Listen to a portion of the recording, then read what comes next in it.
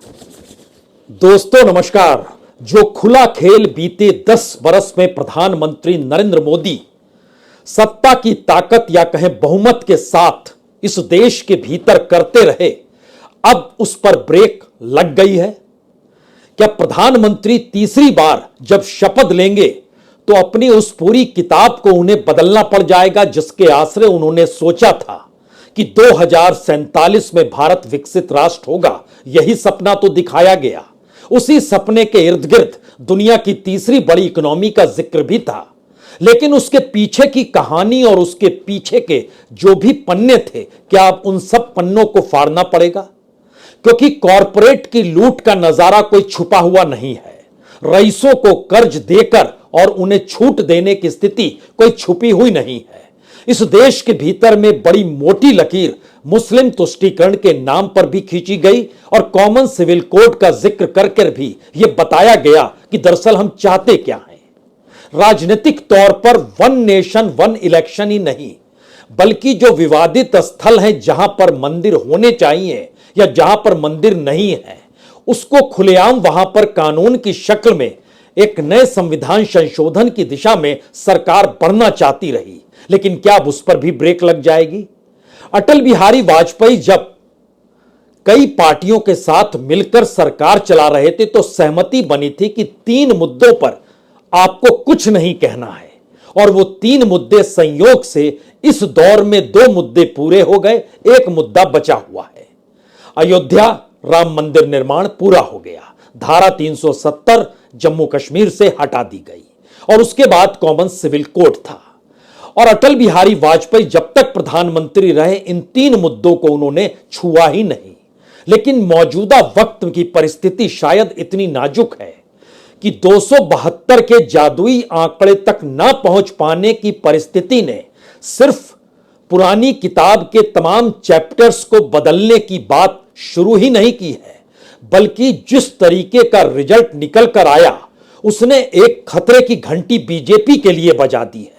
और यह खतरे की घंटी इतनी खतरनाक है कि अब आने वाले वक्त में जिन जिन राज्यों में चुनाव होंगे वहां वहां बीजेपी का सुपड़ा साफ हो सकता है, क्योंकि आंकड़े उसके खिलाफ हैं।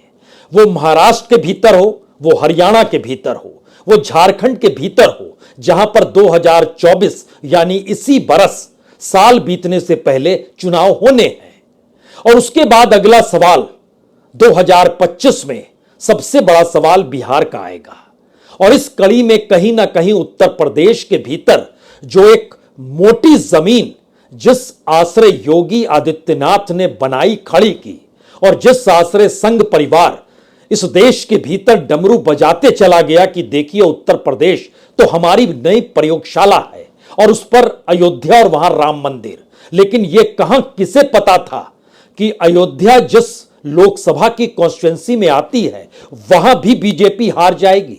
और राजनीतिक तौर पर जो शोर इस देश के भीतर में धार्मिक स्थलों को लेकर लगातार किया गया, उसके पीछे भक्ति रस थी, हिंदुत्व का जिक्र था, या फिर उन सब के पीछे इस देश के भीतर में मंदिरों को भी पर्यटन से जोड़ना और वहां पर गुजरात के बड़े बड़े बिल्डरों को पहुंचाना और उसकी एक बिजनेस लकीर खींची गई। यानी बिजनेस मॉडल के तहत अयोध्या के भीतर काम हो रहा है, जमीनें बिक रही हैं, मुआवजा किसी को मिल नहीं पा रहा है, बड़ी तादाद में घर तोड़े गए, वहां पर लोगों का आक्रोश। और इन परिस्थितियों के भीतर बनारस के भीतर भी कुछ ऐसे ही सवाल।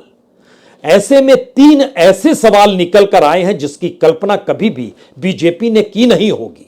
पहला सवाल तो यही है कि जिस हिंदुत्व के कांधे पर बीजेपी सवार होकर लगातार यह कहती रही कि हम हिंदूवादी पार्टी हैं और उसी आश्रय इस देश में वोटों का ध्रुवीकरण हो जाएगा, क्योंकि हम बार बार मुस्लिम तुष्टीकरण शब्द जिक्र करेंगे।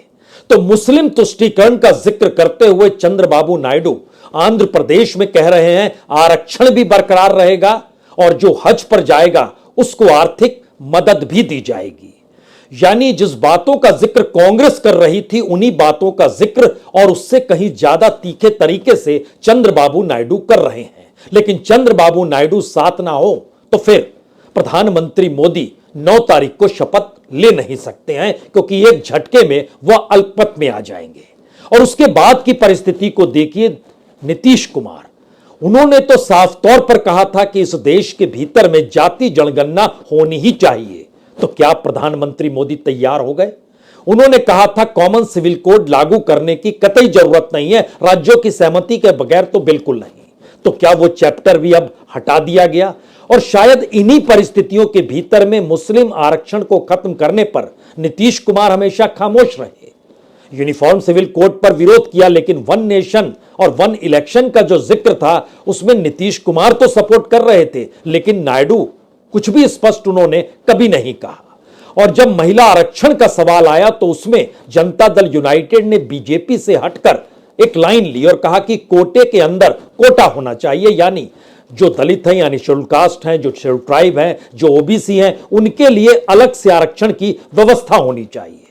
तो क्या इस पर अब बीजेपी का रुख नरम हो गया, या फिर शपथ लेने के बाद, सरकार संभालने के बाद वह पूरी किताब बंद करने वाली है, जिस आश्रय वो बीते 10 बरस से सत्ता जिस अंदाज में चला रहे थे? मसला इतना ही नहीं है, मसला तो उसके आगे का है।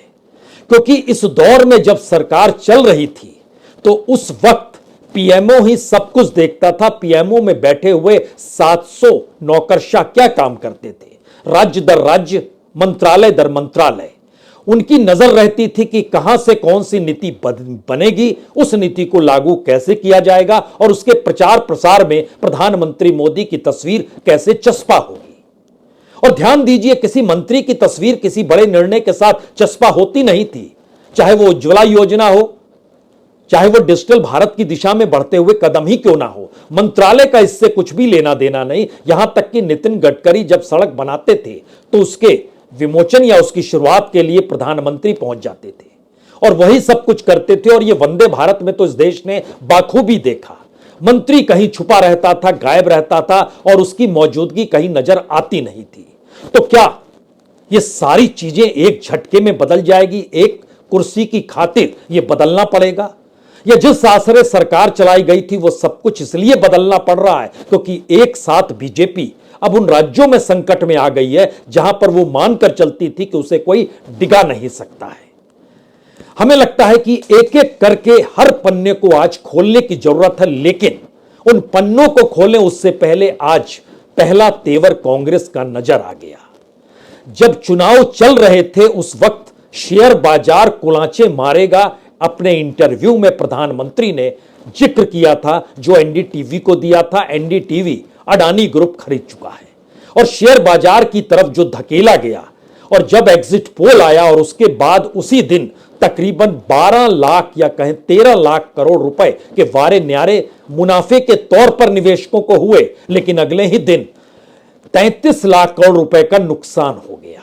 यह परिस्थिति 48 घंटे के भीतर कैसे आ गई, और इसके पीछे क्या प्रधानमंत्री और खुद गृह मंत्री शामिल थे? क्योंकि उन्हें पता था यह स्थिति होगी और वो तो जिक्र कर रहे थे।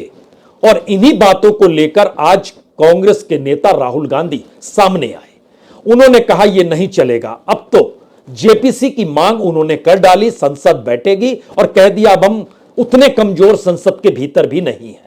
और हर कोई जानता है कि संसद के भीतर 100 सांसदों की तादाद विपक्ष की बढ़ चुकी है। तो राजनीतिक तौर पर क्या होगा संसद के भीतर या बाहर, यह सवाल नहीं है। सवाल है कि बीते 10 बरस का कच्चा चिट्ठा अगर खुलने लगेगा तो क्या अब आने वाले वक्त में बीजेपी किसी भी राज्य में चुनाव जीत नहीं पाएगी, क्योंकि सारी परिस्थितियां उसके प्रतिकूल हैं।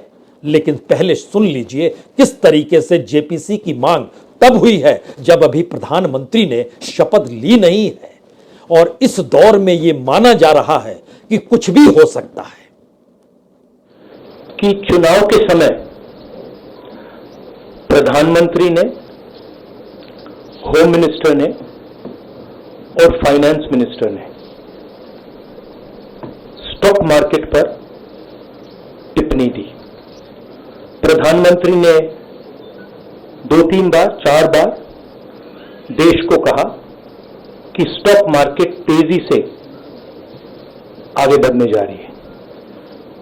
होम मिनिस्टर ने सीधा कहा कि 4 जून को स्टॉक मार्केट आसमान में जाएगी, लोगों को खरीदना चाहिए। और यही मैसेज फाइनेंस मिनिस्टर ने दिया। 3 जून को स्टॉक मार्केट सारे रिकॉर्ड तोड़ देता है और 4 जून को खटाक से स्टॉक मार्केट अंडरग्राउंड चला जाता है। This has never happened before. And by the way, the Prime Minister has never commented on stock market before this. This is the first time the Prime Minister has commented, very interestingly, and multiple times, one after the other, saying that stock market is going to boom, stock market is going to boom, stock market is going to boom. And at the same time, he has information that the exit polls are wrong. He has information that he knows what is going to happen because he has IB data and he also has his own party data. हाँ जी Ravi, message बहुत साफ है। राहुल गांधी ने आज संकेत दे दिए, संसद शुरू होगी तो अब ये 2014 और 2019 वाली सरकार कतई नहीं होगी, क्योंकि इस दौर में प्रधानमंत्री मोदी ने 2 रास्तों को चुना। एक तरफ हिंदुत्व का ढोल वो लगातार पीटते चले गए, जो कि इस चुनाव में मात खा गया, और दूसरी तरफ कॉरपोरेट के आश्रय उन्होंने भारत को चकाचौंध बनाने की जो सोच रखी, उसमें 16 लाख करोड़ रुपए जो माफ किए गए, वह सवाल बड़ा होता चला गया। यानी इस दौर में जो मंत्रालय, चाहे वो टीडीपी को मिले, चाहे वो जनता दल यूनाइटेड को मिले, या फिर गठबंधन के किसी भी साथी को मिले, वहां पर भी यह सवाल उठेगा कि उस मंत्रालय को पीएमओ चलाएगा या फिर जिन्हें ये मंत्रालय सौंपे गए हैं जिस पार्टी को, वो चलाएंगे। और उस दायरे में कमोवेश हर मंत्रालय के भीतर जितनी लकीरें खिंची हुई है, और इस दौर में सीएजी ने कोई रिपोर्ट किसी भी मंत्रालय को लेकर खुलकर नहीं दी। रिपोर्ट दी तो सड़क परिवहन मंत्रालय को लेकर दी, क्योंकि वो नितिन गडकरी संभाले हुए थे। अब सोचिए कि जब 36 का आंकड़ा उनके बीच था सरकार को लेकर, तो उस मंत्रालय की सीएजी रिपोर्ट आती है तो बाकी मंत्रालयों का क्या कुछ होगा। तो क्या गद्दी की खातिर ऐसी परिस्थितियों से भी 2-2 हाथ करने को सरकार तैयार है? क्योंकि सवाल इतना भर नहीं है, सवाल तो उस एजेंडे के तहत भी है जहां पर यह माना जा रहा था कि सरकार तीसरी बार आएगी तो जो प्लेसेस ऑफ वर्शिप एक्ट है, जिसके आश्रय काशी और मथुरा देखा जा रहा था, वह भी अनुकूल कर लेंगे। यह भी माना गया था कि सेना को हम जैसा चाहते हैं अग्निवीर के जरिए वैसा बनाएंगे। जनता दल यूनाइटेड ने आज ही उस पर उंगली उठा दी कि इसकी समीक्षा आपको करनी होगी। 1 नेशन 1 इलेक्शन का पूरा फार्मूला डगमगाएगा, और ऐसे में अब जो इलेक्शन की पूरी प्रक्रिया शुरू होगी 2024 के चुनाव से पहले, वो धराशायी क्यों हो चला है। यह समझने के लिए सिर्फ इस बात पर ध्यान रखिए कि इसी बरस जिन 3 राज्यों में चुनाव होने हैं, महाराष्ट्र, हरियाणा और झारखंड, तीनों जगहों पर बीजेपी को इस तरीके से सेंध लगी है, या इस तरीके से उसकी राजनीतिक जमीन खिसकी है, जिसकी कल्पना उसने की ही नहीं होगी। हेमंत सोरेन जेल में है, और आदिवासी इलाके में झारखंड मुक्ति मोर्चा और कांग्रेस जीत जाती है 1-2 नहीं 5 सीट। सिंहभूम की सीट, दुमका की सीट, राजमहल की सीट, लोहरदग्गा की सीट, खूंटी की सीट जो अर्जुन मुंडा वहां से पिछली बार जीते थे और इस दौर में किसानों से संवाद कर रहे थे, वह भी चुनाव हार गए। यानी झारखंड के भीतर आदिवासी बहुल इलाके, और वहां पर वहां के मुख्यमंत्री को जेल में डालना, और वहां पर चुनाव 3 महीने के बाद नोटिफिकेशन आ जाएगा, नवंबर में चुनाव हो जाएंगे, क्या होगा। और इसके बाद दिल्ली से सटे हुए जब आप हरियाणा को देखते हैं, तो हरियाणा के भीतर भी एक सवाल है कि वहां पर आधी सीटें इस बार कांग्रेस ने जीत ली। सिरसा की सीट, रोहतक की सीट, सोनीपत की सीट, हिसार की सीट, अंबाला की सीट, और इसके साथ यह भी देखिए कि जो भिवानी महेंद्रगढ़ की सीट है और जो कुरुक्षेत्र की सीट है जहां से नवीन जिंदल जीते, वो सिर्फ 29,000 से जीते हैं। भिवानी महेंद्रगढ़ सिर्फ 41,000 से जीती गई है। दिल्ली से सटे गुरुग्राम में भी सिर्फ 75,000 वोट से जीती है बीजेपी ने, और उसके बाद उनका गुस्सा फूट गया जो बीजेपी के सांसद हैं कि बीजेपी मदद ही नहीं कर रही थी। स्थितियां इतनी नाजुक हो गई कि अब यह सोचा जा रहा है कि क्यों नहीं बीजेपी का अध्यक्ष मनोहर लाल खट्टर को बना दिया जाए, क्योंकि जेपी नड्डा की उम्र पूरी हो चली है, और जेपी नड्डा जब अपने राज्य हिमाचल में नहीं जीत पाए थे, उस समय भी यह सवाल उठा था कि लोकसभा चुनाव तक उन्हें क्यों खींचेंगे। लेकिन उस वक्त भी संघ को दरकिनार कर दिया गया। इस वक्त भी अभी बीजेपी को अपने अनुकूल करने और चलाने के लिए माना जा रहा है कि दिल्ली में बैठे मोदी शाह ये मानकर चल रहे हैं कि अध्यक्ष पद पर अगर मनोहर लाल खट्टर को बैठा दिया जाए तो अपने अनुकूल परिस्थितियों को ढाला जा सकता है। लेकिन फिर सवाल महाराष्ट्र का आएगा। महाराष्ट्र के भीतर की परिस्थितियों ने बता दिया कि शिवसेना को तोड़िए चाहे एनसीपी को तोड़िए, लेकिन पहली बार वोट का परसेंटेज जो था वह भी उसको ओवरटेक कर गया। ओवरटेक करने का मतलब यह है कि महाराष्ट्र के भीतर बीजेपी, एकनाथ शिंदे की शिवसेना और अजीत पवार की एनसीपी तीनों के वोट परसेंटेज 42.73% यानी 43% से कुछ कम है। और दूसरी तरफ कांग्रेस, उद्धव ठाकरे और शरद पवार ये तीनों 43.91% हैं, यानी 1.5% से ज्यादा के वोट इनके पास हैं। और इस चुनाव में यह नजर आ गया, जो बहुत साफ तौर पर बतलाता है कि सिर्फ 2% वोट अगर विधानसभा में भर गए तो फिर सुपड़ा साफ हो जाएगा महाराष्ट्र की राजनीति में बीजेपी का। और इस बार भी बीजेपी ने क्या वहां पर जीता, वह तो अपने तौर पर खिसकते खिसकते सिंगल डिजिट में आ गई, 9 सीट ही जीत पाई। यह मैसेज महाराष्ट्र की राजनीति में इतना बड़ा हो गया कि वहां पर फडणवीस को इस्तीफा देना पड़ा या उनसे दिलवा दिया गया कि किसी भी तरीके से अब पैचअप करना होगा। वो दिल्ली पहुंच गए। और महाराष्ट्र के बाद की जो प्रयोगशाला उत्तर प्रदेश में की थी, योगी आदित्यनाथ भी दिल्ली पहुंच गए।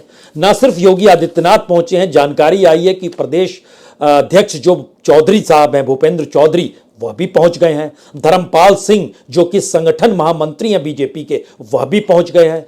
तो महाराष्ट्र को लेकर चिंतन, हरियाणा को लेकर चिंतन और उत्तर प्रदेश में भविष्य की राजनीति कैसे साधनी है इसको लेकर चिंतन, झारखंड के भीतर के मुश्किल हालातों को लेकर चिंतन और राज्य दर राज्य जो चुनाव होंगे उसमें अगर जमीन खिसकती चली गई तो क्या सिर्फ एक पद दिल्ली का चाहिए था, इसीलिए यह पूरा खेल रचा गया।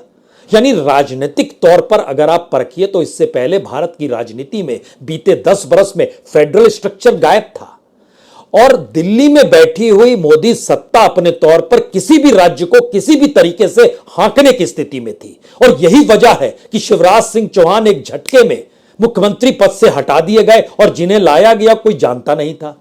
राजस्थान में वसुंधरा राजे एक झटके में दरकिनार हो गई, जिन्हें लाया गया कोई जानता नहीं था। यानी राजनीतिक खेल सिर्फ एनडीए के गठबंधन के साथियों के साथ नहीं, बीजेपी के भीतर भी यह खेल बड़ा होने लगा। लेकिन इस चुनाव परिणाम ने एक झटका दे दिया।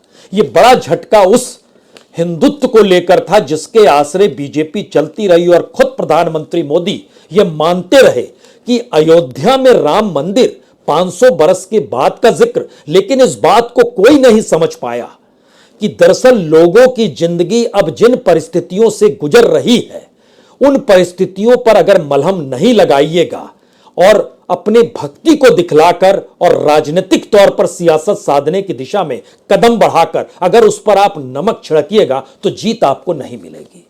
यही हुआ फैजाबाद में। प्रधानमंत्री मोदी सिर्फ 1.5 लाख वोट से जीते, यानी 75,000 वोट अगर इधर से उधर हो जाते तो एक झटके में अजय राय भारत की राजनीति में दूसरे राजनारायण हो जाते। प्रधानमंत्री मोदी जीत नहीं पाते। उन्होंने दूसरा काशी दक्षिण में खोजा, रामानाथपुरम में, वहां भी स्थिति नाजुक हो गई। जो राष्ट्रवाद की भूमिका और धर्म के आश्रय परिस्थितियों को उन्होंने तमिलनाडु में आगे बढ़ाना शुरू किया, उसकी पूरी की पूरी पोल खुलती चली गई, राजनीतिक तौर पर स्थितियां नाजुक हो गई। यानी एक साथ 2024 के चुनाव में जो पूरी व्यू रचना प्रधानमंत्री नरेंद्र मोदी के चेहरे, उनके कद, उनके प्रचार और उनके गवर्नेंस के तौर तरीके को लेकर ताना बाना बुना गया, उसकी पूरी हवा अगर जनता ने निकाल दी तो सवाल है वो यहां रुकेगी नहीं। अब तो राज्यों के चुनाव में भी कुछ ऐसे असर होंगे कि बीजेपी के भीतर से खुद ही सवाल उठने लगे हैं और ये सवाल अगर उठ रहे हैं तो ये सवाल ना उठे इसकी व्यवस्था में अब दिल्ली लग गई है। क्योंकि कल्पना कीजिए कि 303 सीट जो जीती थी बीजेपी ने 2019 में, उसमें 93 सीट्स पर इस बार हार मिली है, यानी सिर्फ 210 सीटों पर जीत मिली है। और बाकी की जो 33 सीटें थी वह इस दौर में नई सीटें शामिल हुई जिसमें जीत मिली। उसमें तकरीबन 33 सीटें नहीं आकर शामिल हो गई। लेकिन उसके साथ भी बड़ा सवाल है कि जो एनडीए गठबंधन रहा, जहां जहां रहा, वहां वहां वोटिंग परसेंटेज ने बचा लिया बीजेपी को। बीजेपी जहां अपने बूते थी, जैसे उत्तर प्रदेश में, उसका वोट परसेंटेज नीचे हो गया। अगर आप उत्तर प्रदेश को भी समझना चाहते हैं तो इस रूप में समझिए कि बीजेपी 33 सीट जीती और उसका परसेंटेज 41% पर आ जाता है, और दूसरी तरफ समाजवादी पार्टी और कांग्रेस एक साथ मिलकर लड़ती है तो वो 43% हो जाती है। बीजेपी के साथ खड़े तमाम राजनीतिक दल, उसमें अपना दल को भी जोड़ लीजिए, उसमें आरएलडी को भी जोड़ लीजिए, यह भी सब मिलकर 43% तक पहुंच नहीं पाते हैं। स्थिति इतनी नाजुक है। तो क्या राजनीतिक तौर पर गद्दी बचाने की खातिर 10 बरस की सत्ता और उसके बाद 5 बरस और उस सत्ता को संभालने के जुनून ने इस दौर में बीजेपी को राजनीतिक मुश्किल हालात में लाकर ढकेल दिया है? और अब संसद के भीतर जो होगा, या अलग अलग मंत्रालय जो अलग अलग राजनीतिक दलों को जो साथ खड़े हैं, जिसमें एक जनता दल यूनाइटेड और दूसरे चंद्रबाबू नायडू की टीडीपी है, इनके पास जो मंत्रालय आएंगे तो इन मंत्रालयों को लेकर पीएमओ में बैठे हुए वाकई 700 अधिकारी क्या करेंगे? और अगर उन्हें इजाजत लेनी पड़ेगी तो फिर वो मंत्रालय क्यों लेंगे और एक झटके में स्थिति नाजुक हो जाएगी? क्या यह स्थिति नहीं आएगी? इन सवालों के जवाब के पीछे एक चीज और समझनी चाहिए। पूरे परिदृश्य से वह तमाम नेता आपको गायब दिखाई देंगे, और यह सवाल बड़ा हो गया है कि आपने जिन्हें टिकट दिया उनको टिकट इसलिए दिया क्योंकि वो जीते या हारे लेकिन आपके प्रति वो प्रतिबद्ध रहे, यानी मुश्किल हालात में भी वो आप ही के साथ खड़े रहे क्योंकि आप ही ने उन्हें टिकट दिया है। इसीलिए ध्यान दीजिए, शिवराज सिंह चौहान चाहे 8 साढ़े 8 लाख वोट से जीते हों, इस राजनीतिक परिदृश्य में वो आपको कहीं नजर नहीं आ रहे होंगे। नितिन गडकरी, विदर्भ के भीतर 2 ही सीट मिली है पूरे विदर्भ में, बीजेपी को एक अकोला की सीट मिली और दूसरी नागपुर की सीट मिली, लेकिन नितिन गडकरी आपको बीते 72 घंटों से नजर नहीं आ रहे होंगे। नागपुर में जरूर नजर आए होंगे, जब जीत गए तो अपने वोटर्स का धन्यवाद दे रहे थे, लेकिन नजर नहीं आ रहे होंगे। वसुंधरा राजे कहां गायब हो गई? किसी ने सोचा इस दौर में जो कद्दावर नेता थे वो कैसे गायब होते चले गए? अब सवाल यह हो चला है, क्या सरकार दिल्ली की बचाई जाए या राज्यों की बचाई जाए? और राज्यों की बचानी होगी सरकार तो फिर दिल्ली कैसे काम करे, और दिल्ली की सरकार बचानी होगी तो राज्यों को अपने तौर पर उस दिशा में देखा ही ना जाए, सिर्फ दिल्ली बची रह जाए। क्या वाकई ऐसी स्थिति है? क्योंकि एक एक राज्य के भीतर की राजनीति अलग अलग छत्रपों के आश्रय चल रही है। महाराष्ट्र में उद्धव ठाकरे हैं, उत्तर प्रदेश के भीतर अखिलेश यादव हैं, लेकिन अपने तौर पर इन दोनों जगहों पर बीजेपी है, और बीजेपी ही एक बड़ी पार्टी के तौर पर हर छत्रप के सामने इस दौर में आकर खड़ी है, और उन छत्रपों के साथ इस वक्त इंडिया गठबंधन कांग्रेस बनाई हुई है। यानी राजनीतिक तौर पर क्या क्या कुछ गंवाना है, और ऐसे में जो नए नए ताजे ताजे चेहरे मुख्यमंत्री के तौर पर बना दिए गए और जातीय समीकरण के हिसाब से बैठा दिया गया कि आप छत्तीसगढ़ में आदिवासी हैं, चले जाइए, अच्छा आप यादव हैं, आप मध्य प्रदेश संभालिए, अच्छा ब्राह्मण है, आप राजस्थान संभालिए। राजनीतिक तौर पर कौन सा अनुभव किस रूप में काम करता है ये नहीं चल रहा था, तो इसका एक ही मतलब था कि दिल्ली की सत्ता को यह गुमान था कि दरअसल उसके बूते ही हर जीत मिलती चली जाएगी। लेकिन परिस्थितियां कैसे नाजुक हुई, और एक झटके में जो पूरा का पूरा अहंकार ध्वस्त हुआ है, वो सिर्फ और सिर्फ मौजूदा वक्त में बीजेपी को राजनीतिक कमजोरी नहीं दे रहा है, आरएसएस को हाशिए पर ले जाकर पटक नहीं चुका है, बल्कि पहली बार भारत की राजनीति में सरकार तीसरी बार बन रही है।